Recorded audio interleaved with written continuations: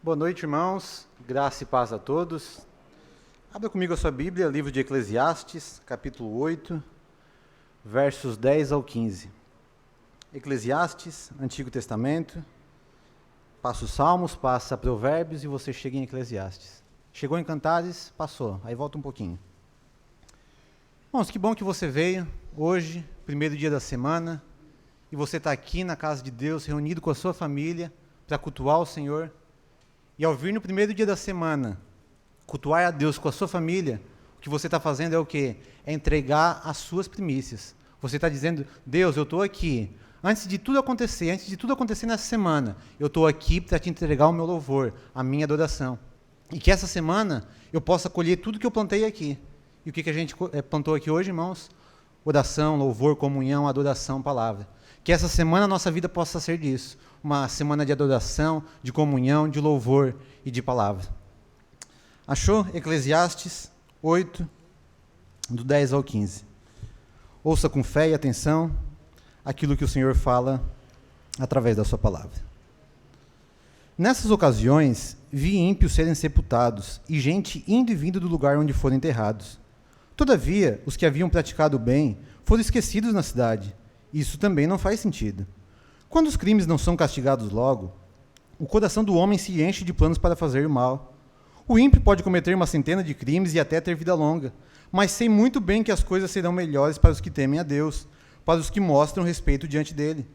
Para os ímpios, no entanto, nada irá bem, porque não temem a Deus, e os seus dias como sombras serão poucos. Há mais uma coisa sem sentido na terra. Justos que recebem o que os ímpios merecem, e ímpios que recebem o que os justos merecem. Isso também, penso eu, não faz sentido. Por isso recomendo que se desfrute a vida, porque debaixo do sol não há nada melhor para o homem do que comer, beber e alegrar-se. Sejam esses os seus companheiros no seu duro trabalho, durante todos os dias da vida que Deus lhe der, debaixo do sol.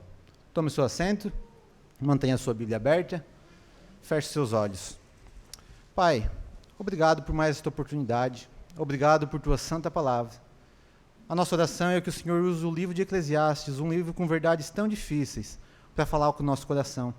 Nosso pedido é que o Senhor fira o nosso coração, para que a gente te ame, e desvenda os nossos olhos, para que a gente possa contemplar as maravilhas da tua palavra. Essa é a nossa oração e fizemos no nome do teu Filho Jesus. Amém. Queridos, quando você vai viajar, passear, dar uma voltinha de carro, você é de qual time? Você é do time daqueles que descansam, relaxam, curtem o passeio? Ou você é do outro time? O time daqueles que querem dirigir sem dirigir. O que é isso? Eu vou explicar. É o caroneiro que, mesmo sem estar no volante, ele quer dar todos os comandos dentro do carro. Eu não sei se vocês sofrem com isso. Eu, graças a Deus, casei com a melhor caroneira possível. Ela não fala nada. Mas eu sei de casais aqui dentro que sofrem com isso. Um exemplo clássico é da mãe e do pai. Desde pequenininho, quando a gente saía de carro, a mãe, sem nunca ter dirigido, ela sempre queria dar todos os comandos. Ela não sabe dirigir, mas ela queria dar todos os comandos para o pai. Eu até tinha me esquecido disso, mas recentemente, saindo com eles para fazer um lanche, eu tive novamente essa recordação. E a gente a caminho, a mãe dizia, Tony, freia a lombada. E daqui a pouco, cheira, acelera mais, porque senão a gente vai chegar muito tarde. E o pai já está tão acostumado com esse tipo de comentário, com a mãe tentando dirigir, que quando a mãe não diz para ele frear na lombada, ele já nem freia, ele passa direto. E talvez você sofra com isso. Talvez você sofra com seu esposo, com sua esposa, com seu pai, com seu filho, com seu sogro, com a sua sogra, em que a pessoa ao seu lado, mesmo sem dirigir, quer dar todos os comandos, ditar o ritmo, cuidar da seleção musical. Os maridos são os que mais fazem isso. As mulheres sofrem com os maridos, não é verdade? Comentários do tipo, amor, eu acho que já pode passar para a segunda marcha. Ou então, amor, a gente não ia entrar, por que não foi pela pista do meio? Por que não deu seta? E as mulheres têm que ficar aguentando esse tipo de comentário dos maridos. Por que eu estou dizendo tudo isso, irmãos? Porque na estrada da vida, muitas das vezes, nós somos esse passageiro chato. A gente olha pela janela, a gente vê coisas perigosas acontecendo, a gente vê injustiças sendo cometidas, e a gente olha para o nosso motorista e a gente diz, ei, não está vendo o que está acontecendo?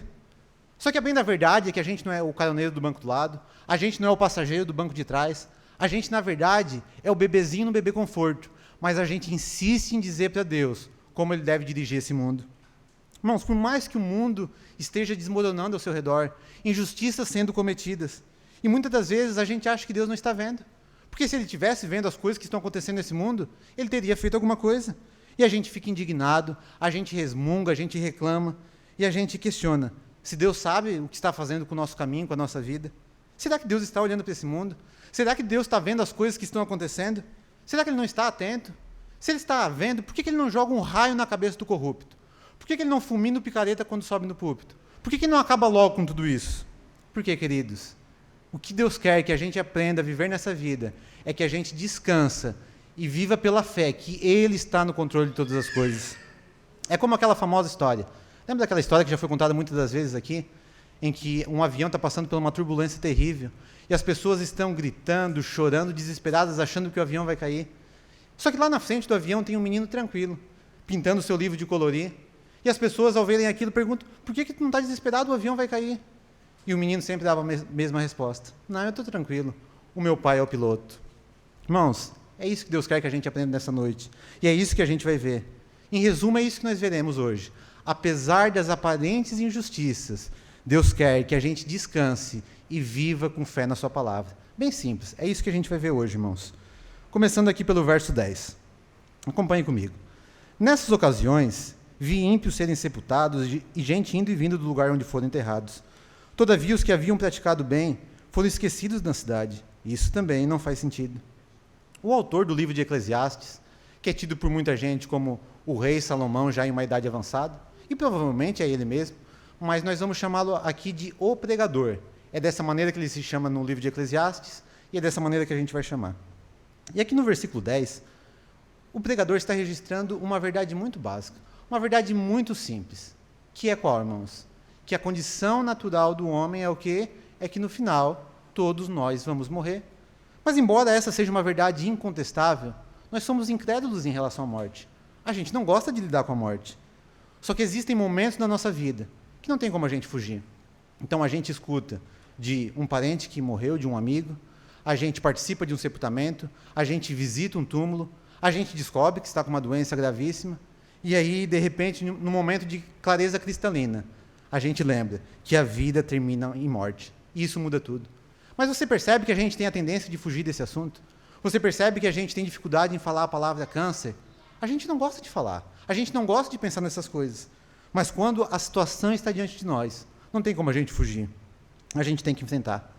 Charles Spurgeon, comentando esse verso aqui, ele vai dizer algo que é fundamental. Ele vai dizer o seguinte: a visão de um funeral é uma coisa muito saudável para a alma. Spurgeon tem razão. Por quê, irmãos? Porque a consciência de que um dia todos nós vamos morrer, isso exerce um poder único na nossa mente.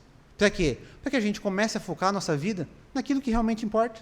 É tão fácil a gente ficar se distraído e perder tempo com coisas do dia a dia, com coisas que são tão pequenas e a gente se estressa, perde tempo com aquilo, mas muitas das vezes a gente esquece que a vida termina em morte. Só que quando a gente fica ao lado de alguém que morreu, quando a gente descobre uma doença, quando a gente visita um túmulo, a gente é lembrado. A morte vem mais rápido do que a gente pensa.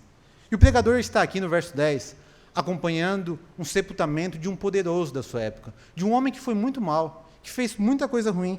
E o que ele está dizendo é o seguinte: olha, pelo menos um dia esse homem morre. Esse homem que fez tanto mal, pelo menos um dia ele morre. Só que o que vai incomodar aqui o pregador é o seguinte: porque mesmo na morte desse homem mau, desse homem que foi terrível, esse homem recebeu elogios no seu sepultamento. Não, parece que não houve justiça. Ele fez o que é mal, mas mesmo assim ele foi louvado na sua morte. E veja o que o pregador está dizendo aqui, irmãos, é muito real. Não é isso que acontece quando alguém morre? Quando alguém morre aqui, o que a gente diz? Morreu, virou santo. A pessoa morre e virou santa. E a gente sabe de histórias terríveis, de pessoas que foram más, que fizeram coisas terríveis, mas morreu, virou santo. A gente não pode falar mal, só tem coisa boa para falar. E muitas das vezes alguém que foi justo, alguém que foi piedoso, alguém que viveu uma vida santa e justa, morre e é esquecida, ninguém lembra. É como aquela história de um cortejo que estava passando numa cidade, e esse cortejo era num caminhão, e o caixão ia em cima do caminhão, e as pessoas iam atrás desse cortejo, falando coisas maravilhosas a respeito desse homem. E quando a viúva desse homem ouviu essas coisas, ela olhou para o seu filho e ela disse: filho, corre lá em cima do caminhão e olha no caixão, vê se é o seu pai que está lá. Porque não é possível as pessoas estarem elogiando esse caco. Ele só fez coisa ruim. A gente olha aqui para o versículo 10 e a gente vê Salomão, o pregador, dizendo: olha, Quem deveria ser punido, não é punido. Quem deveria ser louvado e aplaudido, também não é. Não, isso não parece muito com o mundo que a gente vive, a cidade onde a gente mora. Pensa aí em pessoas que foram terríveis, mas que até hoje são louvadas. Pense em ditadores cruéis. Pense em Stalin, responsável por milhões de mortes em todo o mundo, mas quando ele morreu, recebeu um funeral de Estado, 4 dias de luto nacional. É homenageado até hoje. É isso que o pregador está vendo aqui, irmãos. Ele está dizendo, por mais que esses homens cometessem muitas coisas ruins durante a sua vida, quando eles morrem, eles ainda são louvados. Eles não merecem isso. E aí ele vai dizer, olha, tudo isso não faz sentido. Não tem nenhum sentido esse mundo. E aí a gente começa a questionar, será que vale a pena mesmo servir a Deus? Será que vale a pena a gente ser justo? Quando a gente percebe que essas pessoas que são tão más, nada acontece a elas. E a gente começa a pensar, quer saber de uma coisa? Acho que vou seguir por esse caminho. Parece que os ímpios prosperam, crescem, se multiplicam, enriquecem, morrem e ainda têm belos funerais. É isso que diz o verso 11 e 14. Acompanhe comigo. Quando os crimes não são castigados logo, o coração do homem se enche de planos para fazer mal. Verso 14. Há mais uma coisa sem sentido na terra. Justos que recebem o que os ímpios merecem e ímpios que recebem o que os justos merecem. Isso também, penso eu, não faz sentido. A injustiça desse mundo, irmãos.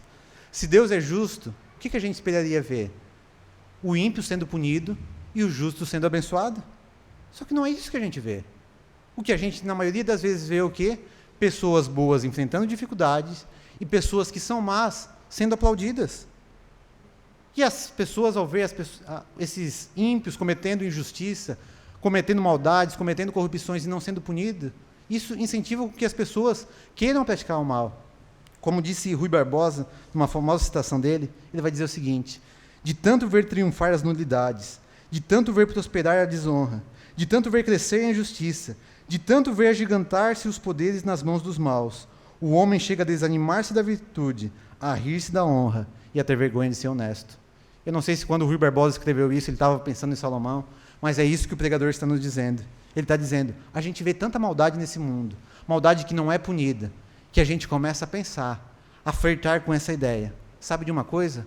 Acho que vou seguir por esse caminho também. Acho que vou deixar de lado os princípios bíblicos e vou seguir por esse caminho. Afinal de contas, essas pessoas cometem coisas erradas e não são pegas. Veja se na nossa vida prática não é assim, irmãos. Pense no estudante na escola, que é fiel a Deus, que estuda o ano inteiro, não cola, chega final do ano, fica em recuperação e passa o ano raspando. Mas ele vê o seu colega que fez tudo de errado durante o ano, colou o ano inteiro, chega final de ano, passa direto e ainda recebe elogio da professora. Isso não é injusto, irmãos? A gente olha para tudo isso e a gente começa a pensar, quer saber de uma coisa? Acho que vou por esse caminho também.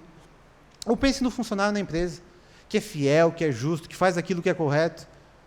Aí ele vê aquele que só faz coisa errada, que traiu todo mundo, receber aumento e ser promovido, enquanto que ele permanece na mesma faixa salarial. Não é tudo injusto isso, irmãos? Talvez as garotas cristãs entendam isso. Talvez você olha aqui na igreja, você olha na escola, e você olha e vê que as garotas que recebem a atenção dos meninos são as vulgares, são as que não se dão respeito, são aquelas que não estão nem aí para princípios bíblicos de santidade, de modéstia. Mas você não, você decidiu seguir por esse caminho, mas ninguém te nota. E aí você vê que aquela que se agarra com todo tipo de homem, receber anel no dedo e casar de branco. A gente olha para tudo isso e a gente diz, esse mundo não funciona da maneira como deveria funcionar. Quanta injustiça há nesse mundo. Olha o que diz o verso 12 e o 13 ainda. O ímpio pode cometer 100 de crimes e até ter vida longa. Mas eu sei muito bem que as coisas serão melhores para os que temem a Deus, para os que mostram respeito diante dele. Para os ímpios, no entanto, nada irá bem, porque não temem a Deus, e os seus dias como sombra serão poucos. Irmãos, esses versos aqui, o 12 e o 13, eles são interessantes, porque quando ele utiliza essa expressão aqui no original, e na tradução ficou, eu sei muito bem, eu sei. O que o pregador está falando aqui é o seguinte, olha, eu sei, vocês sabem, qual é o ditado que é dito por aí? O que todo mundo diz? Que quem faz o bem se dá bem, e quem faz o mal se dá mal. É isso que ele está dizendo no verso 12 e 13. Mas não é isso que ele pensa. O que o pregador pensa quando a gente lê o versículo 12 e o 13, à luz do 14, o que o pregador está dizendo é o seguinte, olha, a despeito daquilo que todo mundo diz, que quem faz o bem se dá bem e quem faz o mal se dá mal, na verdade, o que eu vejo acontecendo na prática é justamente ao contrário. Irmãos, por quanto tempo eu tive que lidar com esse sentimento de injustiça dentro de mim? Algumas pessoas não sabem disso, mas eu e a Nicole, a gente ficou 3 anos tentando engravidar.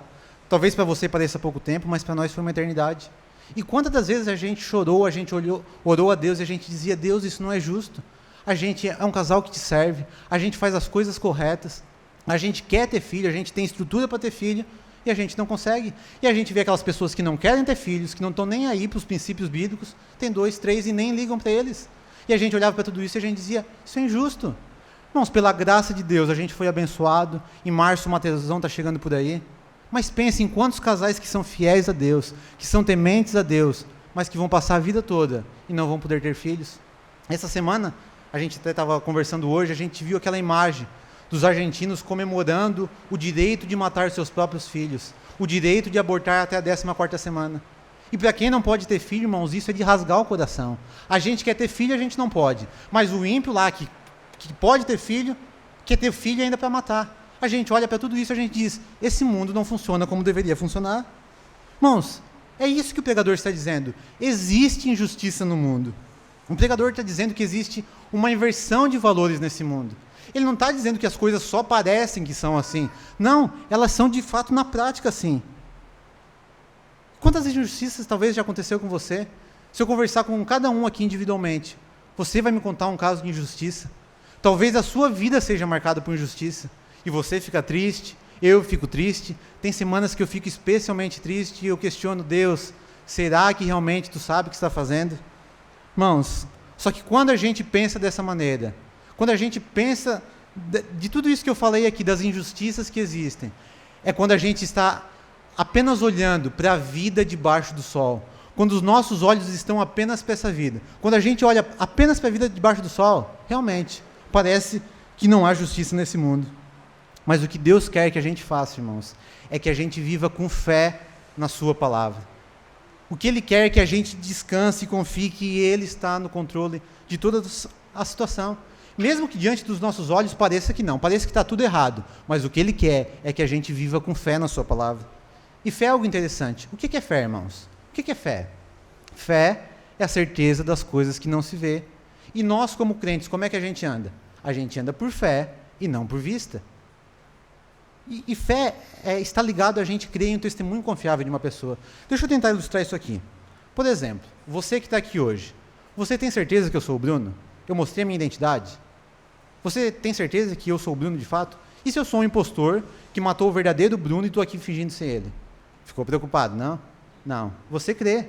Você tem fé no meu testemunho, que eu sou o Bruno. Você tem fé no testemunho de pessoas aqui que me conhecem, que eu sou de fato o Bruno. E é dessa maneira que a gente vive no mundo. A gente vive com fé naquilo que as pessoas nos dizem. E se a gente vive com fé naquilo que as pessoas nos dizem, quanto mais naquilo que Deus disse na sua palavra, que Ele está no controle. Mesmo que diante dos nossos olhos pareça que não. Mesmo que você olhe para fora e vê o ímpio vencendo, vê o justo não sendo recompensado, mas você crê nisso, porque é isso que a palavra de Deus diz. Porque essa, queridos, é a única maneira de nós mantermos o nosso coração sadio. É confiando aquilo que Deus disse na sua palavra. Irmãos, a nossa visão é limitada. Nós somos limitados pelo espaço, pela matéria, pelo tempo. A gente não sabe de todas as coisas. A gente sabe? Não sabe. Mas a gente insiste em questionar a Deus. Talvez você já questionou a Deus. Só que a bem da verdade é que a gente não sabe de nada. A gente é que nem Jó. Jó era um homem justo, reto, piedoso, que servia a Deus, mas que foi acometido com uma série de injustiças na sua vida. E aí ele se sentiu no direito de questionar a Deus. Só que eu acho interessante é a resposta que Deus dá para Jó. Capítulo 38 e capítulo 39 de Jó. Deus vai olhar para Jó e vai dizer o seguinte: Jó, ok, tu está me questionando, tu está dizendo que eu sou injusto. Então ok, mas onde é que tu estava? Quando eu estava criando todas essas coisas aqui, eu não te vi, tu não estava por lá. Jó, tu sabe quem foi que determinou quais seriam as medidas desse mundo e quem depois conferiu essas medidas? Jó, tu sabe onde que nasce as luzes? Você sabe onde fica o meu estoque de neve e de chuva? Você consegue contar as nuvens? Você consegue com que raios caiam? Você consegue fazer tudo isso? E ele continua o capítulo 38 capítulo e 39 de Jó, dando essa resposta para ele. Até que chega no capítulo 40. E Jó vai responder para Deus e vai dizer: olha, Deus, eu não valho nada. Eu falei mais do que devia, eu prefiro agora ficar calado, eu não vou falar mais nada. Mas Deus insiste com Jó. E ele vai continuar respondendo. Ele aparece numa tempestade e diz para Jó. Jó não estava falando mais nada, mas ele insiste em responder. Ele vai dizer: ah, Jó, tu está querendo dizer que eu sou culpado e que tu é inocente? Tu acha que tu é mais sábio que eu? Que tu é mais poderoso que eu? Então faz o seguinte, Jó. Se vista com a minha glória e com o meu poder. Se você acha que você é mais sábio, então faça o seguinte. Faça com que raios caiam na cabeça desses corruptos. E se você conseguir fazer isso, se você tiver sabedoria, poder para fazer isso, Jó, eu vou ser o primeiro a aplaudir você. Irmãos, talvez você já questionou Deus. Talvez você ache mais sábio, mais poderoso que Deus. Mas será que a gente sabe de todas as coisas? Será que a gente já sabe do fim antes do começo? Não, irmãos, a gente não sabe. E é por isso que Ele quer que a gente descanse no seu poder, na sua sabedoria. Mas é por isso que eu gosto do Salmo 73. O Salmo 73, ele vai ajudar a tratar o nosso coração diante das injustiças desse mundo. Lembra do Salmo 73, escrito por Asaf? O salmista vai dizer o seguinte: eu invejava os arrogantes ao ver a prosperidade dele. Asaf faz essa queixa. E ele diz para Deus: Deus, parece que os inimigos estão recebendo todas as bênçãos. Eles têm mais dinheiro, têm mais poder, desfrutam mais dos prazeres desse mundo. E aí chega no verso 11 do Salmo 73. O salmista vai dizer: por acaso há conhecimento no Altíssimo? Ou em outras palavras, será que Deus sabe o que está fazendo? Será que Ele está no controle? Mas o que é interessante é o que vai tratar o coração do salmista. Versículo 16 e 17 do Salmo 73. Ele vai dizer: então eu me esforcei para entender essas coisas, mas isso era difícil demais para mim. Porém, quando eu fui ao templo, eu entendi o que acontecera no fim com os maus.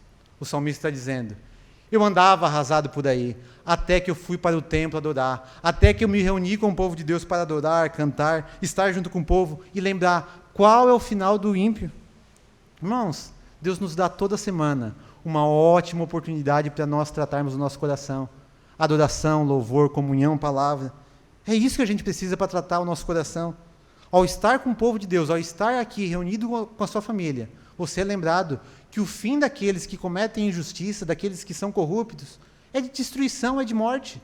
Aqui dentro você é lembrado que o Senhor Jesus Cristo reina e Ele está no controle de toda a situação. Aqui dentro você é lembrado que a única coisa que importa nessa vida, sabe o que é, irmãos? É conhecer Jesus. O resto é secundário. A sua semana foi brutal? Você viu injustiças acontecendo? Você foi vítima de injustiça? Quer saber de uma coisa? Não perca o culto. Você precisa parar de perder culto. Aplicação rápida e prática aqui, irmãos. Para de perder culto. Você tem pelo menos uma vez por semana, ou duas. A gente tem oração na quarta, culto no domingo. 1 hora por cada dia desse. Para a gente tratar o nosso coração, ajeitar os nossos olhos, a nossa fé, nosso entendimento. Mas sabe o que eu vejo, irmãos? Muitas pessoas fazendo pouco caso disso. Sabe o que as pessoas dizem? Ah, culto, oração, maravilhoso. É muito bom. Se der, eu vou. Se não aparecer coisa melhor, eu vou. Se não acontecer um imprevisto, eu vou. E sabe o que acontece quando você começa a perder culto? Quando você perde uma semana? Os seus olhos começam a dominar o seu coração. E ao invés de você andar por fé naquilo que o Senhor disse, você começa a andar por aquilo que os seus olhos estão vendo. Você precisa de semana após semana encharcar o seu coração com as coisas de Deus. E lembrar qual é o fim dos ímpios. Que no final não vai ser bom. E aí talvez você diga: não, eu já sei disso, eu não perco um culto. Eu sei que aqui é o melhor lugar, que aqui eu sou lembrado do reino futuro, de que Deus vai consertar todas as coisas, aqui é maravilhoso. Mas talvez você pergunte: mas por que Deus não acaba logo com tudo isso? Por que Ele já não acaba com tudo isso? Queridos, a Escritura é muito clara em nos dizer que o Senhor é compassivo, longânimo e grande misericórdia. E é por isso, é por esse motivo, que Ele não joga raios na cabeça do corrupto. Mas isso não é bom só para o ímpio, não é só bom para o corrupto. É bom para a gente também. Nós somos contados entre os injustos. Imagina só, se cada pecado que a gente cometesse, Deus mandasse um raio na nossa cabeça. A gente já estava fulminado há muito tempo. Mas glória a Deus por sua paciência. Diante de tudo isso, irmãos, como é que a gente vai viver essa vida debaixo do sol? O que a gente pode fazer? Versículo 15. Por isso, recomendo que se desfrute a vida, porque debaixo do sol não há nada melhor para o homem do que comer, beber e alegrar-se, Sejam esses os seus companheiros no seu duro trabalho, durante todos os dias da vida que Deus lhe der debaixo do sol. Qual é a realidade, irmãos? Diante de tudo isso, o que a gente vai fazer? Alguns acham que essa solução do versículo 15 é a solução ideal. É a gente comer, beber e alegrar-se. Mas não é a solução ideal. Se a gente ler apenas o versículo 15, parece que essa é a solução. Mas se a gente ler o versículo 15, à luz dos outros que a gente leu, o que o pregador está dizendo para nós é o seguinte: gente, não existe justiça no mundo. Então o que a gente pode fazer? Diante dessa realidade, o que a gente pode fazer? Vamos comer, beber e alegrar-se. É isso que a gente pode fazer nessa vida. Mas, gente, essa não é a proposta bíblica de como a gente deve viver a vida debaixo do sol. Quando o pregador traz essas coisas nesse versículo que a gente leu, ele está apenas olhando para a vida debaixo do sol. Mas vamos olhar para um outro. Alguém que viveu com essa vida debaixo do sol, com muito sofrimento, com muitas injustiças, mas os seus olhos estavam acima do sol. O que Paulo vai nos dizer, irmãos? O que Paulo nos diz? Em qualquer circunstância, alegrem-se no Senhor. Paulo não é um catador de alegria. Se aparecer uma oportunidade para me alegrar, eu vou me alegrar. Não, ele se alegra no Senhor. Mas é dessa maneira que muitos pensam. As pessoas dizem: olha, essa vida que Deus nos deu é um fardo terrível. O que eu posso fazer diante de tudo isso? Olha, eu vou tomar uma cerveja, eu vou para a balada, eu vou curtir o momento. Mais ou menos isso. Só que quando a gente olha a proposta bíblica de alegria, a proposta bíblica que a Bíblia nos traz, ela nunca está ligada a essas coisas. Não está ligada a eu ter ou a não ter, de injustiças estar sendo cometidas ou não. A nossa alegria está ligada ao Senhor. A gente pode não ter coisas, mas a nossa alegria ela não está num copo de vinho. A nossa alegria não está na compra de um carro, mas nós nos alegramos no Senhor. É isso que Abacuque, capítulo 3, versículo 17 e 18 vai dizer. Ainda que a figueira não floresça, nem haja fruto na vide, ainda que o produto da oliveira decepcione, e os campos não produzam mantimento, e as ovelhas sejam arrebatadas dos currais, e nos currais não haja gado, todavia eu me alegrarei no Senhor, e exultarei no Deus da minha salvação. Sabe o que Abacuque está dizendo aqui? Eu não dependo da colheita, eu não dependo das coisas estar certas, eu não dependo de entrar na faculdade, eu não dependo de casamento, eu não dependo de tudo estar certo ao meu redor, porque a minha alegria, ele vai dizer, eu me alegro, eu me regozijo, eu me satisfaço no Deus da minha salvação. E deixa eu dar um nome aqui para esse Deus de Abacuque. Ele se chama Jesus Cristo. Ele é a nossa satisfação. Só que o mundo nos oferece opções ruins de como a gente deve viver essa vida. O mundo olha apenas para esse mundo, para essas coisas que são passageiras. E o que eles vão nos dizer é o seguinte: olha, realmente existem injustiças, e o que a gente tem que fazer é fazer uma revolução. Vamos tomar o poder, e aí sim vocês vão ver a maravilha que vai ser. Outros não. Outros vão dizer o seguinte: não, nada de revolução. Vamos pelas vias democráticas. Vamos eleger um candidato que nos represente, que pense igual a gente, e aí vocês vão ver, vai ser o céu na terra. Só que geralmente a gente vê é o inferno na terra. A grande maioria não se preocupa com essas coisas. A grande maioria pensa o seguinte: olha, essa vida é um fardo mesmo, o que eu vou fazer é viver. Eu vou dormir, acordar, tomar meu café, ir trabalhar, curtir uma música, jogar um futebol, tomar minha cerveja. É isso, a minha vida é isso. Só que essas propostas que o mundo está nos oferecendo, irmãos, são propostas ruins, porque são propostas que só olham para a vida debaixo do sol, só olham para esse mundo.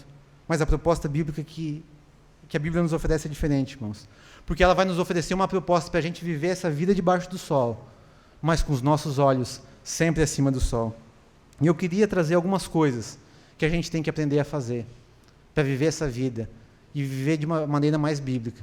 E a primeira coisa que nós temos que aprender a fazer, irmãos, diante das injustiças, diante do sofrimento, é nós começarmos a nos lamentar. E quando eu falo lamentação, eu não estou falando de murmuração. Não é você ser um Zé Reclamão que reclama de tudo. Não. É lamentar. É você se lamentar. E por que eu digo que a gente tem que aprender a se lamentar? Porque a gente não sabe. A gente desaprendeu. Ou a gente nunca soube. Se a gente olhar para a Bíblia, a gente vai ver o livro dos Salmos, o inário bíblico. E lá tem diversos salmos de lamento. Mas pega o inário. Pega o nosso inário que a gente canta aqui. Hinos maravilhosos. Não estou criticando. Mas a gente não tem um hino de lamento. A gente não sabe lamentar. O que é lamentação, irmãos? É nós olharmos as injustiças desse mundo e a gente se lamentar por não ver a justiça de Deus sendo feita. Talvez a gente tenha que sair do mundo gospel e aprender com bandas que não estão no mundo gospel. Tem uma banda bastante conhecida aí fora, chamada U2. Talvez você conheça. E eles fizeram uma canção de lamentação. Uma tragédia que aconteceu lá na Irlanda, um massacre, onde das 14 vítimas, 7 eram crianças. E eles escreveram uma canção chamada Domingo Sangrento. Olha o que diz a canção. Garrafas quebradas sob os pés das crianças. Corpos espalhados num beco sem saída. Mas eu não vou atender o clamor da batalha. Há muitas perdas, mas me diga quem ganhou. Trincheiras cavadas dentro de nossos corações. Mães, irmãos, irmãs, crianças separadas. Domingo Sangrento. É um domingo sangrento na história da Irlanda. Se você ouve essa música, você chora, é uma música melancólica. Porque essa é a proposta bíblica diante do sofrimento. Talvez a gente tenha que aprender com eles. Adiante do sofrimento, diante da injustiça, nós nos lamentarmos, nós chorarmos, nós ficarmos tristes. Sabe o que o pessoal aqui no Brasil fez com essa canção? Transformou essa versão de lamentação numa versão pagode. E você não canta essa música feliz. Você não canta Domingo Sangrento de maneira feliz. Não, você fica triste, você se lamenta. Diante dessa pandemia que a gente está vivendo, como é que você tem ficado? Ao ver milhões de mortes, pessoas que a gente conhecia que perderam suas vidas, você fica triste? O tempo que a gente ficou aqui sem poder se reunir, esse tempo que a gente está vivendo ainda, sem poder estar de fato com os nossos irmãos abraçando, você tem ficado triste, você tem se lamentado, você tem chorado. A gente tem um livro inteiro na Bíblia de lamentação. É a gente orar a Deus e dizer, Deus, até quando? Parece que o Senhor não está vendo as coisas, parece que o Senhor está distante da gente. Essa é uma solução bíblica diante do sofrimento, diante das injustiças. É nós nos lamentarmos. É nós clamarmos e dizer, até quando, Senhor? Até quando? Sabe por que você tem um sentimento de ira dentro de você?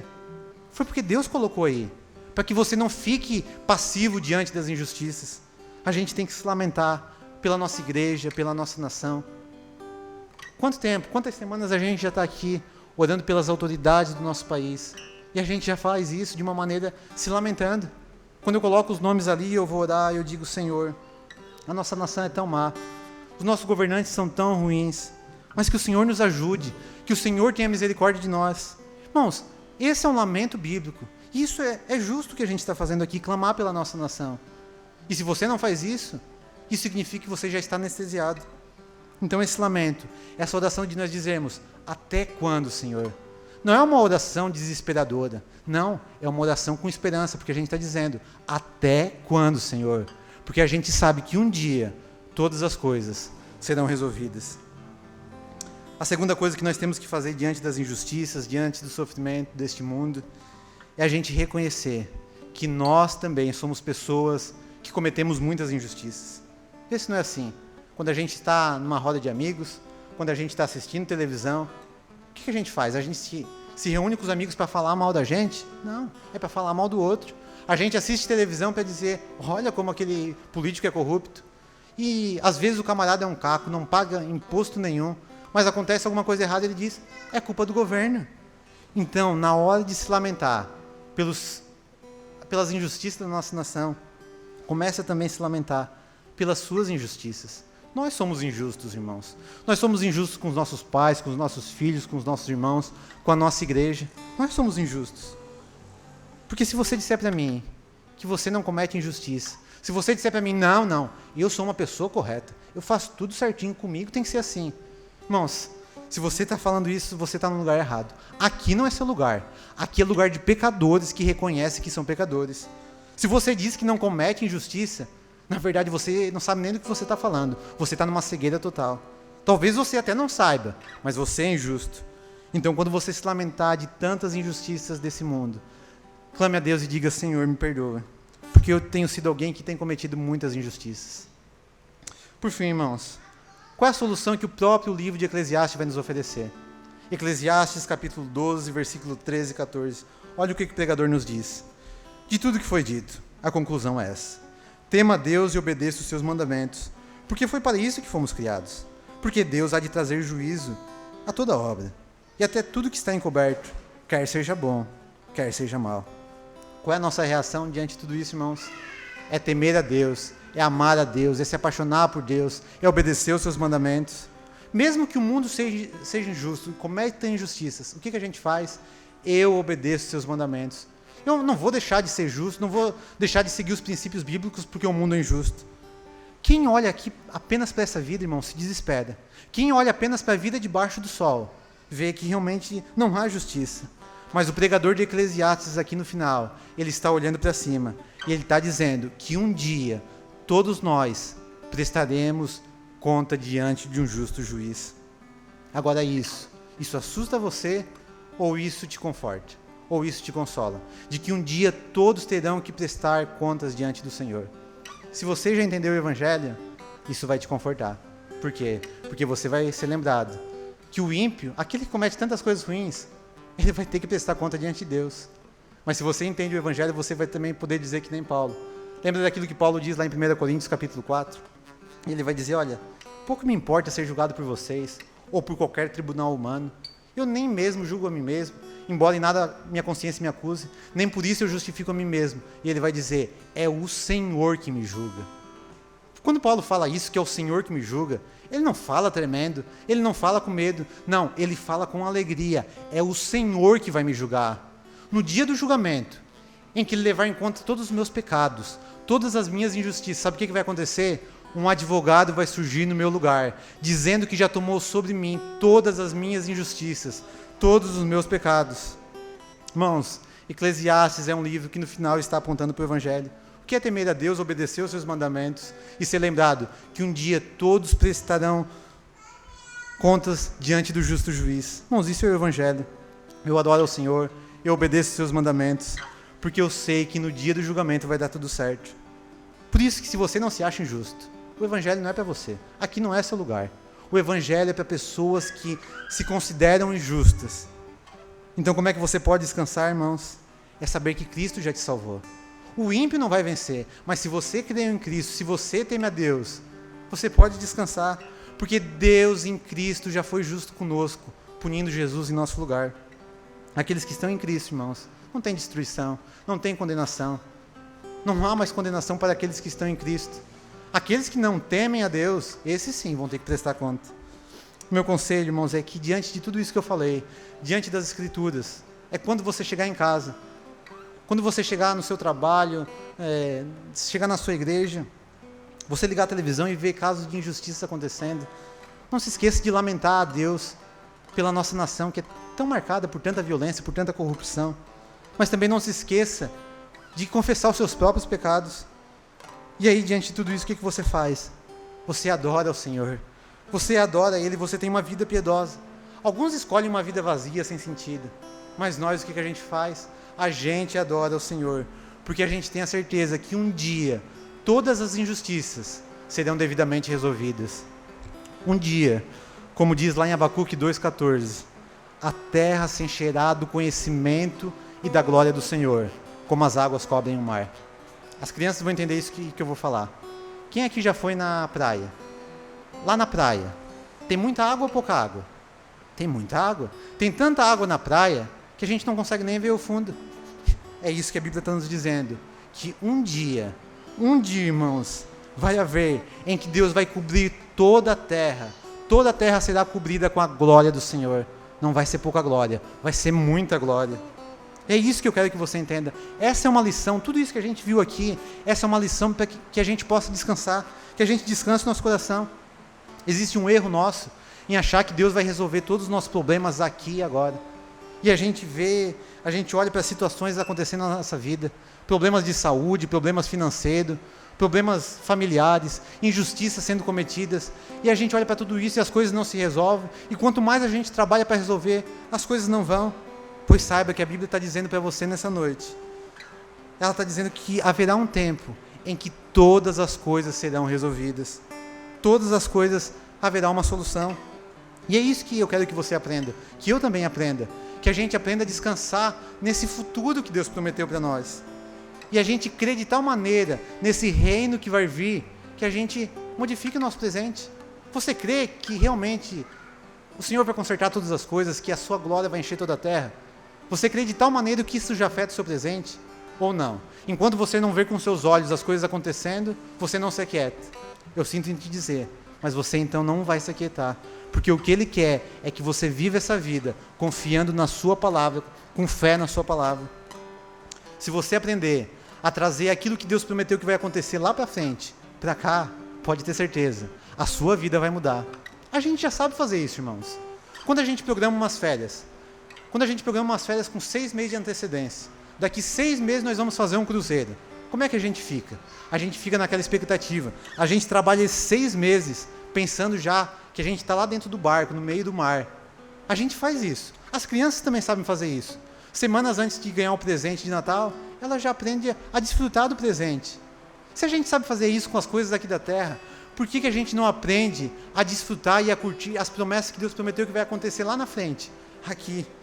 É isso que Deus quer que a gente aprenda. Que a gente aprenda a descansar com uma imensa expectativa. Esse dia glorioso, com o dia em que a glória do Senhor será vista e cobrirá toda a terra, como as águas cobrem o mar.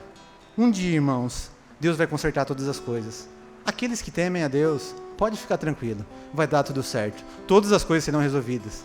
Se você está aqui e você não teme a Deus, talvez hoje seja o seu dia. Que você possa entender essas coisas. Como a canção que a gente vai cantar daqui a pouco, é isso que eu quero que você entenda. Que o trabalho de fazer todas as coisas, de cuidar de todas as coisas, é de Deus. Sabe qual é o nosso único trabalho nessa vida, irmãos? É descansar. É descansar em Deus e saber que um dia todas as coisas serão resolvidas. Feche seus olhos. Pai, obrigado por Tua palavra. Obrigado por nos confrontar, por nos consolar com Tua santa palavra. Ó Pai, nós confessamos diante de Ti que nós temos vivido uma vida apenas olhando para as coisas desse mundo. E a gente se desespera, mas o nosso pedido é que o Senhor nos ajude a olhar acima do sol e lembrar que um dia toda a lágrima dos nossos olhos serão enxugadas, em que a gente vai estar para sempre contigo nesse reino de justiça, paz e alegria. Ó Pai, nos ajude a viver de tal maneira, nos ajude a crer de tal maneira nessas coisas, que isso já afete o nosso presente, e que a gente possa viver nessa terra, nessa vida, descansando e confiando que Tu está no controle de todas as coisas. E que tudo que importa nessa vida, irmãos, é conhecer a Jesus Cristo. O resto é secundário. Essa é a nossa oração, ó Pai. E eu faço o nome do Teu Filho Jesus. Amém e amém.